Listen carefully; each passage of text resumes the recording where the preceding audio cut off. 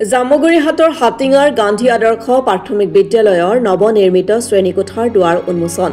জামুগুৰিহাটৰ হাটিঙা গাঁৱৰ গান্ধী আদৰ্শ প্ৰাথমিক বিদ্যালয়ৰ নৱনিৰ্মিত বিদ্যালয় গৃহৰ দুৱাৰ উন্মোচন কৰে নদুৱাৰ সমষ্টিৰ বিধায়ক পদ্ম হাজৰিকাই। বিদ্যালয়খনৰ ছাত্ৰ ছাত্ৰী, শিক্ষক, কৰ্মচাৰী আৰু স্থানীয় ৰাইজৰ উপস্থিতিত আয়োজিত অনুষ্ঠানত বিধায়কগৰাকীয়ে কয় যে অতি পিছপৰা অঞ্চলটিৰ কণ কণ ছাত্ৰ ছাত্ৰীসকলে এতিয়াৰে পৰা এই নতুন বিদ্যালয় গৃহত এক সুন্দৰ পৰিৱেশৰ মাজত শিক্ষা গ্ৰহণ কৰিব পাৰিব।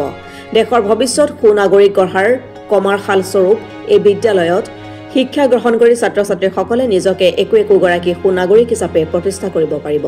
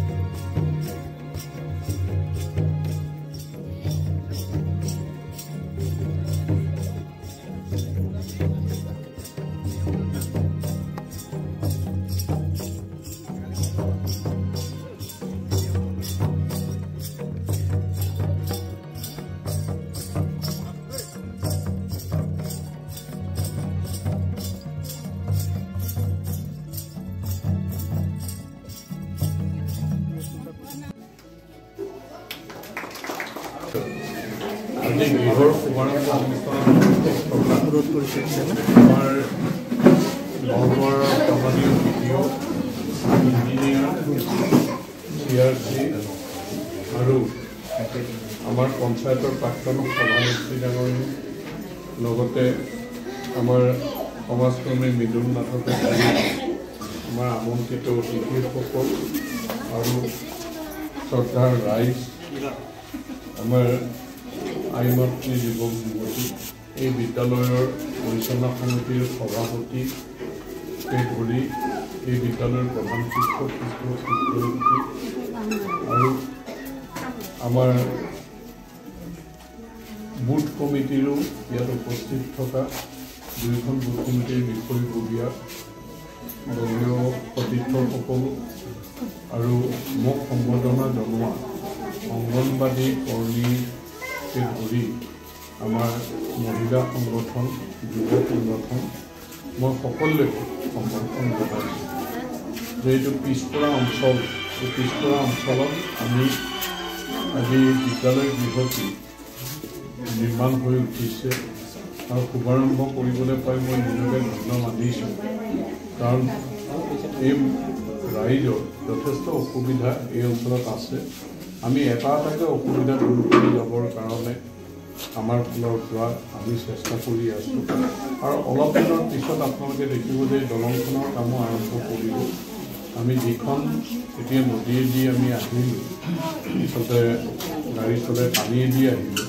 এইটো হয়তো আমি ওপৰেদি আমি কম দিনতে আহিবলৈ পাম, কাৰণ দলংখন ইতিমধ্যে চেংচন হৈছে। আৰু আমাৰ হাটিঙাৰ যদিও মই আগতে কৈ আছিলোঁ কেইবাবাৰো, এইবাৰ লোহাৰ দলংখন সঁচাকৈ মানে আমাৰ আহি জোকমা কৰি গ'ল নেকি, প্ৰধানমন্ত্ৰী আহিছে যে এইখনৰ আৰু লোহাৰ দলংখনৰ কামো সোনকালে।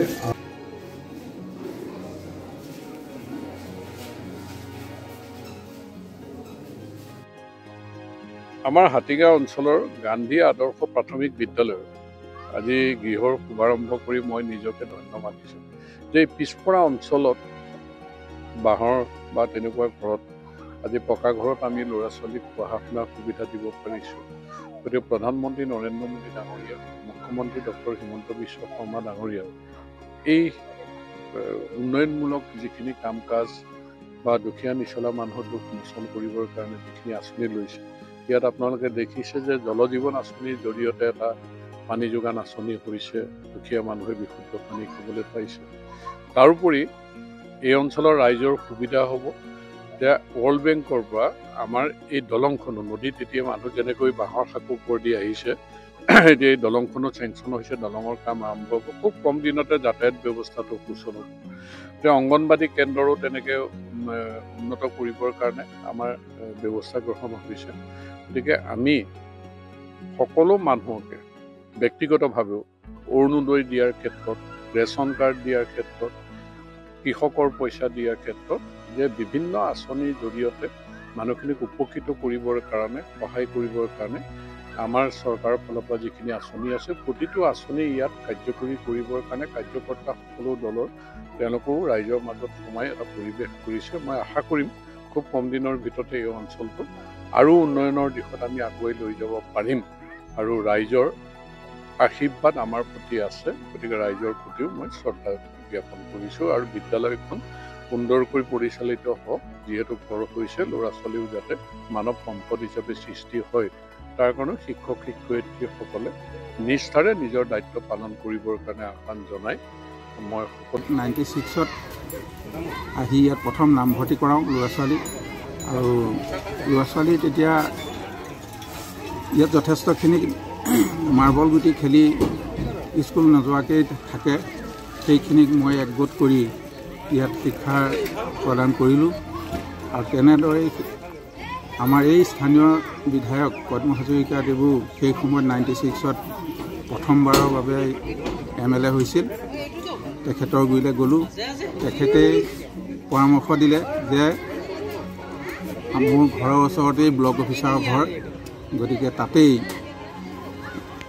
গতিকে আজি বহুদিন ধৰি চাটাইবেৰৰ ঘৰতেই আমি শিক্ষাদান কৰিলোঁ